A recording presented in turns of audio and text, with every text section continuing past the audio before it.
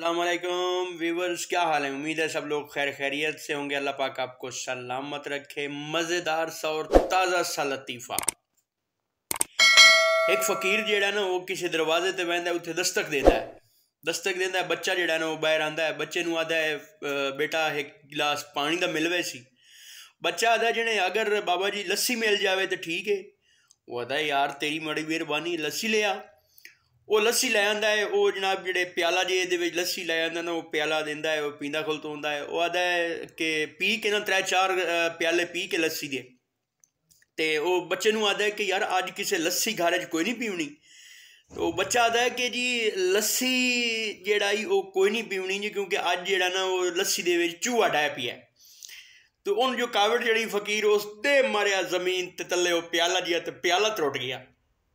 उस उथू खलो के बच्चे आवाज दी, अम्मी ओ फकीर बाबे जेड़ा है वो प्याला त्रोड़ दिता है। ओदी मां आके बई ओए ओए इनू कह हुण कुत्ता दुध के छज पीसी, दुध के छज पीसी। ओ अगू फकीर कबड़ी वो लख दी लानत है तुहाडे उत्ते ही।